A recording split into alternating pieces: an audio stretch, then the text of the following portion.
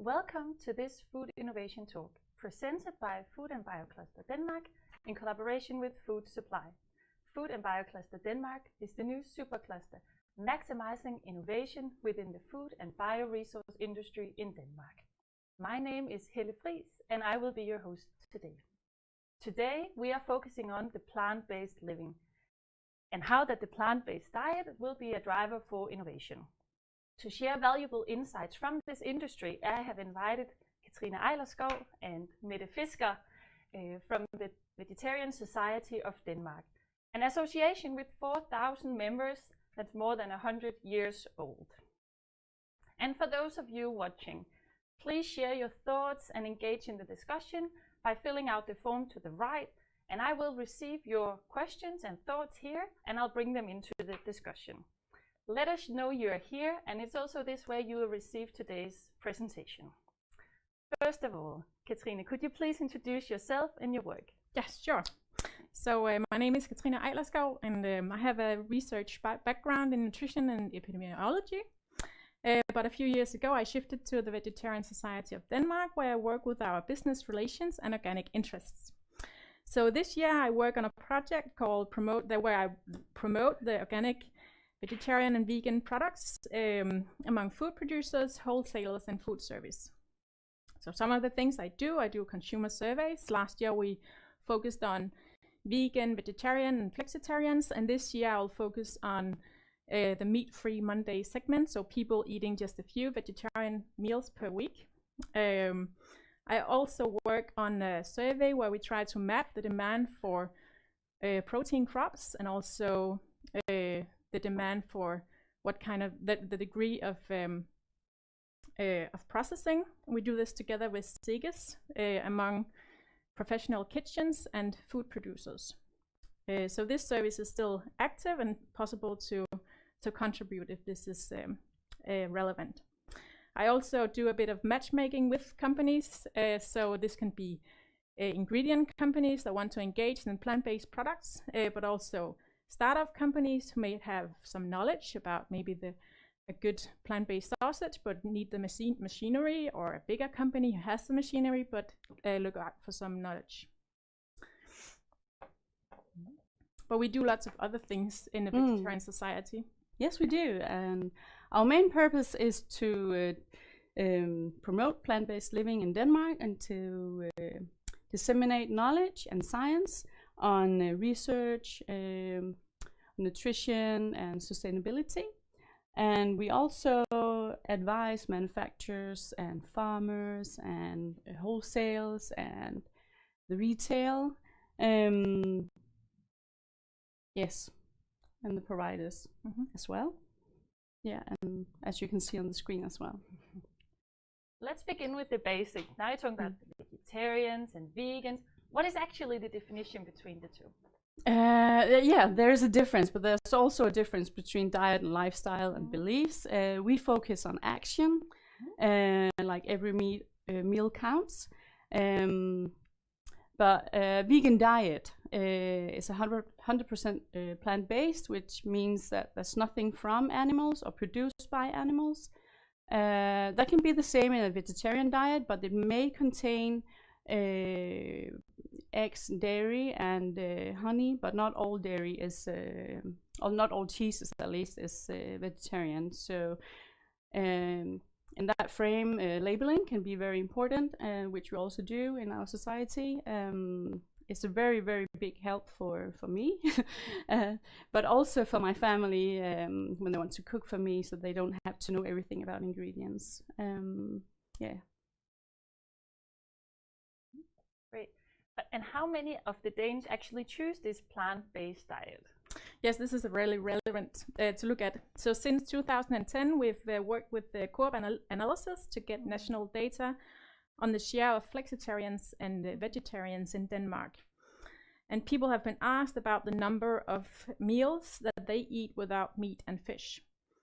So the graph here shows the share of vegetarians and flexitarians until 2009, with the gap between 2010 and 2017.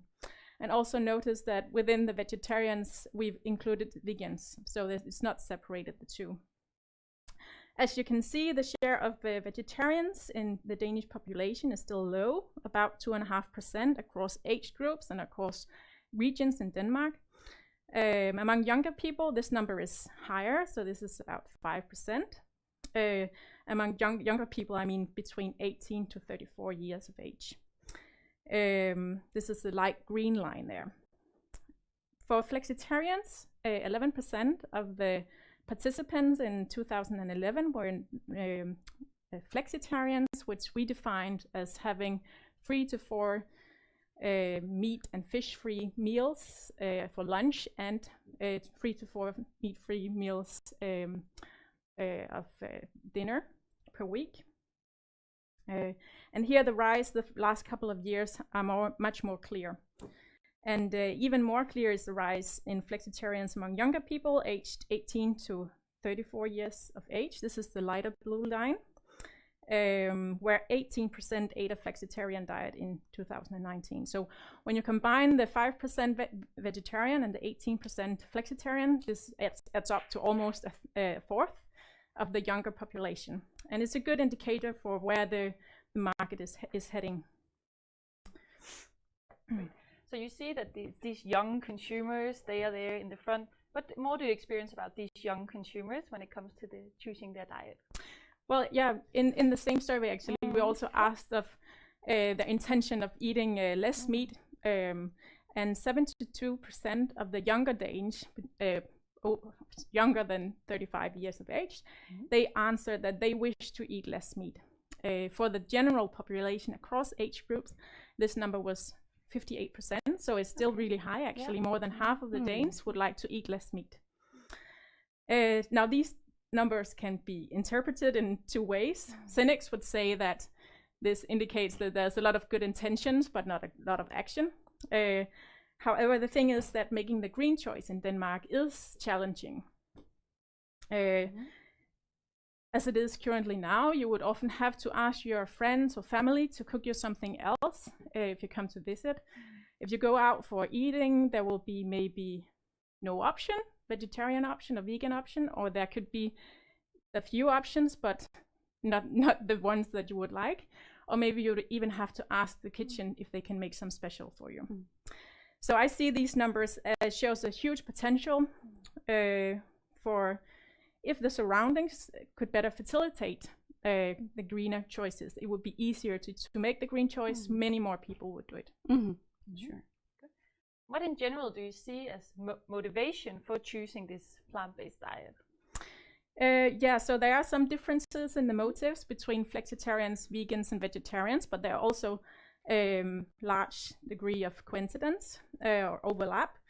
Among people eating just one meat-free meal per week, health is the greatest motivator, followed by the sustainability, environment, climate.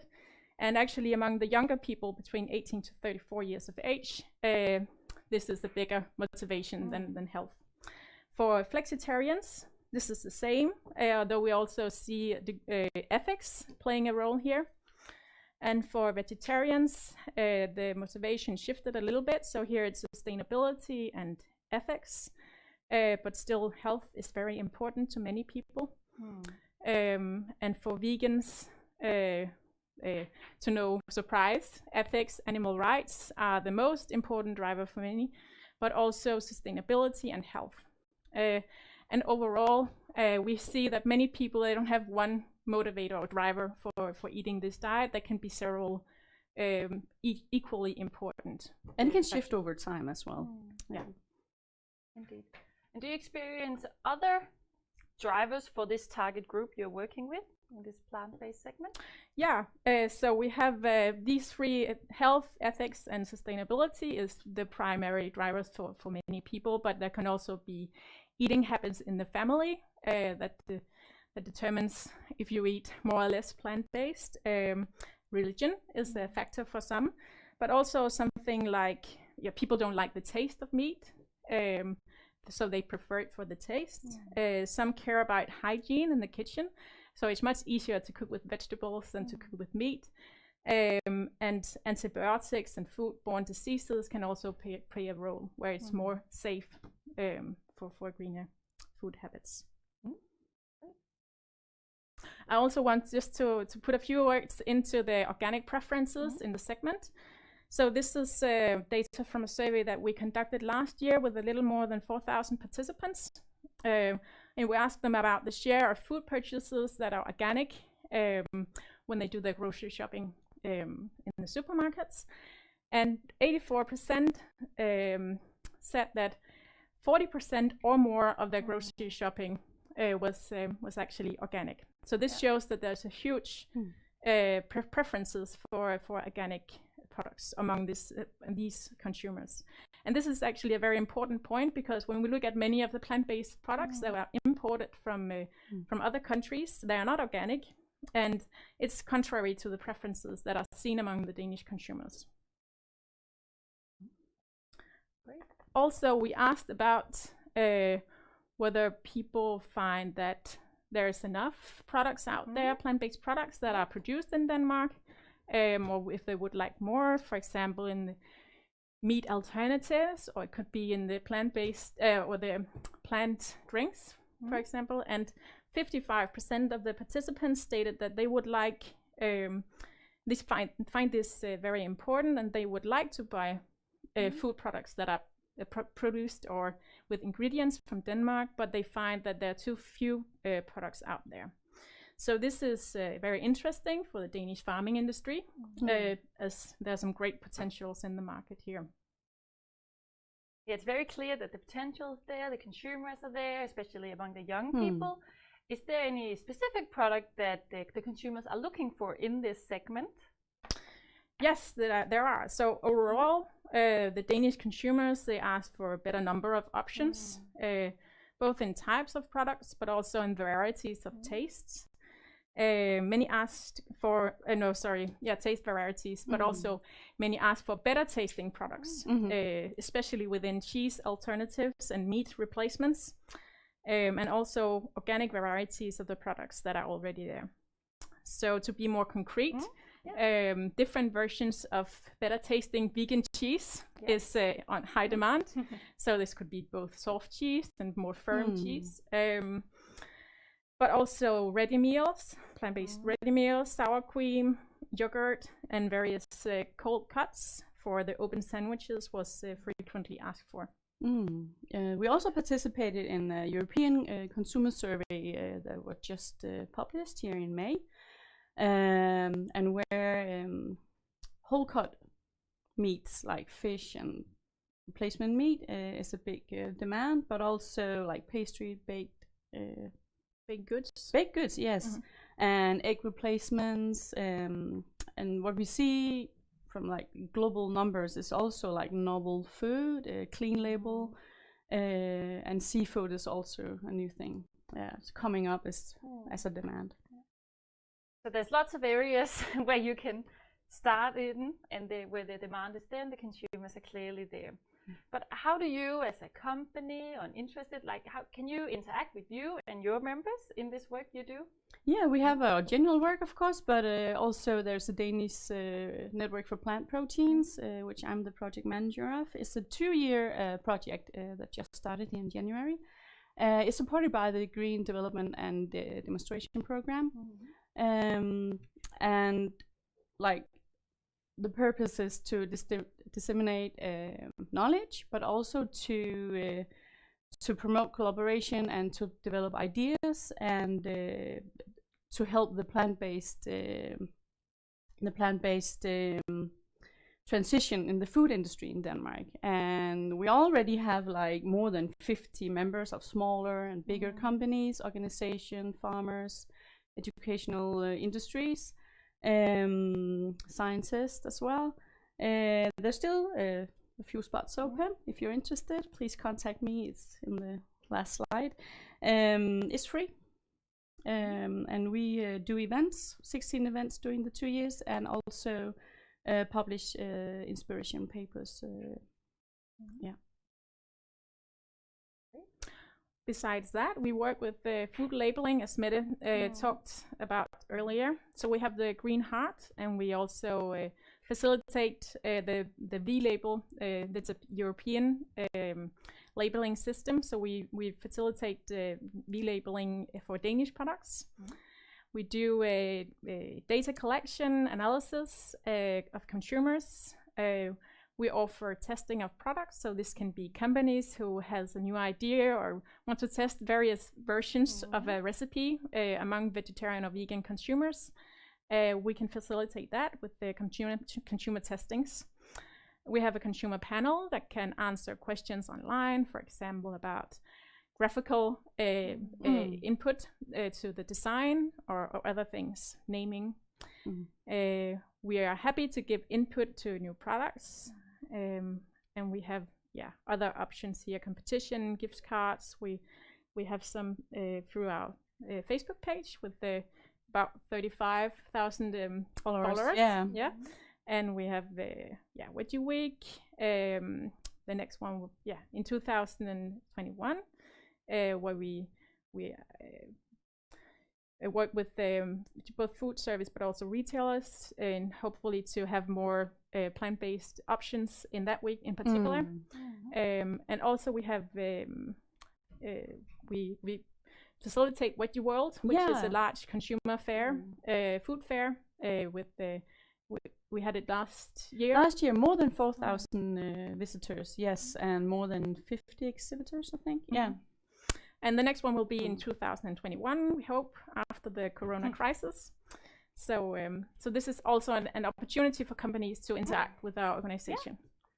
Well, it sounds like there's lots of opportunities. I actually just received a question on back to the consumers and their values and their drivers, their motivation. Do you have any data on how much the consumers are willing to spend if the product meets your values, ethics, health, religion, or so on? So we have asked about how much they're willing to spend. I just have to check actually. Yeah, I don't remember the exact numbers, but they are more willing to pay a bit higher amount for organic and for plant-based. Yes. Yeah. Okay. Yeah. So this is to a high degree or some degree in the supermarket. It's let me see, 89% are actually willing to pay more, not defined how much more. Okay. And also in food service, the numbers is slightly lower, but not that much. It's, but that is almost everyone. Almost 90% of the consumers are willing to pay more for an organic, sustainable, more plant-based alternative. But at the same time, price is often also mentioned as because many of the products out there has some high prices, for example, especially for the plant drinks. We pay quite a lot of more than you pay for cow's milk, actually. So this is prices is always an interesting. Taste and prices is important, and looks, of course. It is indeed. And so, I thank Katrine and Mette. I would thank you for all these great insights. And for you out there, please send in your questions, and I'll bring them in here to the talk we have now. And I've received a lot of questions already, so I think we should just get started with the ones and just continue to bring them in. Do you work in some kind or way with indoor farming in urban areas where you can grow local and fresh, nutritious vegetables? Is there anyone or somewhere in your network? There are some in Copenhagen, at least. Yeah, I don't know if there are anyone else, but in the Netherlands and stuff like that, it's bigger. It's not within we haven't talked with any companies right now, but could be relevant. Sure. You're welcome. And then I'm sure we can pass on the information here. And there's another question here on the consumers in this segment, the flexitarians or vegans. How do you experience that they react to insect protein? Well, insects are not really vegetarian or vegan, so so I think we have lots of options that are actually plant-based. And I mean, if meat eaters want to transit or kind of shift into insect foods, that's fine. But for vegan and vegetarians, there are many options, and there will be much more. So there are lots of plant proteins. We don't need the insects for that. No. Indeed. Indeed. And then we have one here on the matchmaking you do as part of your work. How does that happen in practice? Could you maybe give an example? Well, for now, this is a 2020 that I started to focus a lot of that. And I've attended some food fairs with some of the wholesalers before the Corona crisis, and then in the fall we will have some events where we will try to facilitate some matchmaking between companies, because we talk with a lot of companies, and I try to set them up through emails or through dialogue.